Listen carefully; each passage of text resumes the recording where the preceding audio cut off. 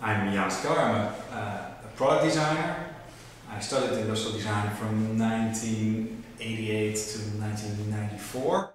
I did a design competition for Apple about interaction design and about the internet. So I worked for about 3 years at a regular design company who make a landmark. They make the telephone booth and the organon predictor stick and all kinds of products, real products. And then I did my PhD from 1999 until 2005.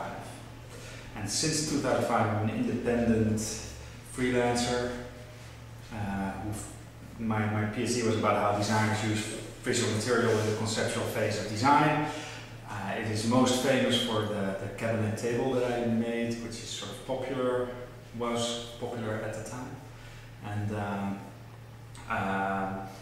with my company, it's called For Inspiration Only. My PhD thesis is called For Inspiration Only. So I sort of say I am continuing on what I did in my research, which is all about blurring the line between physical and digital interaction. I consult for different companies, but currently I'm doing a lot of teaching.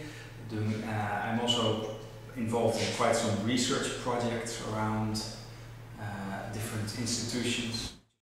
The ideal is that you sort of give people suggestions and little things that they can sort of explore further. So I try to be associative and inspirational. Also the way I look at my work as a designer, that I don't give the answer, I give sort of options where you can choose from where there are, but most of all I give excitement about different options that you could do. This is great, this has tremendous opportunities, this is wonderful. As far as sort of project management goes, or how I stimulate people, it's always rooted in the result. So never much in the process. I'm not a process guy.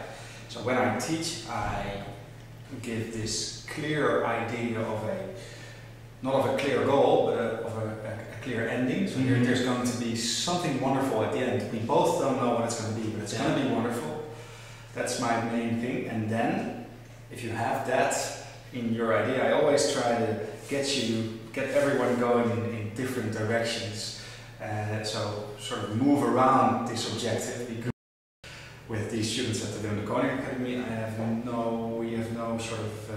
we are both from different worlds.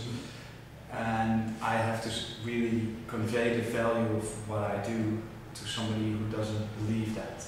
If you're in the forefront of trends, you're always sort of convincing other people of the value.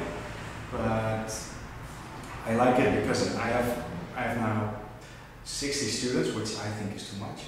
But from these 60 I may reach about 5 or 6, but really profoundly, and they will sort of take this in their future.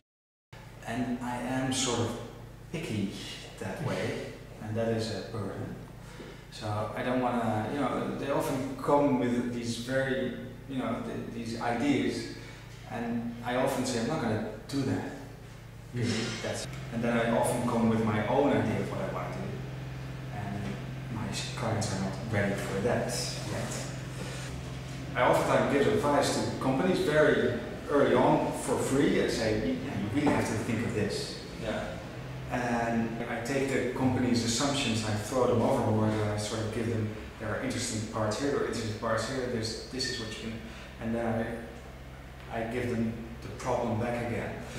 It's nice that you come back, but I'm not gonna, the idea is I'm not gonna help you, I'm gonna basically give you more trouble. That is what I do. But I notice that I have, for the people that I really work with, I have maybe 6 or 7 that are sort of in that core that I worked with. I'm open to everyone new, so that it's not that these are the best there is. It's just that you cannot work with 200 people. You can't do it. So I've got these 6 or 7. So if people ask me, I always come with these 6 or 7 names because I've really worked with them. So for me to get to know new people is very easy. And to get this intention, hey, we should do something together, very easy. So all of this is easy, but then nothing happens. And then to at a certain point go back to these people and say, hey, should we do something? Never happens. So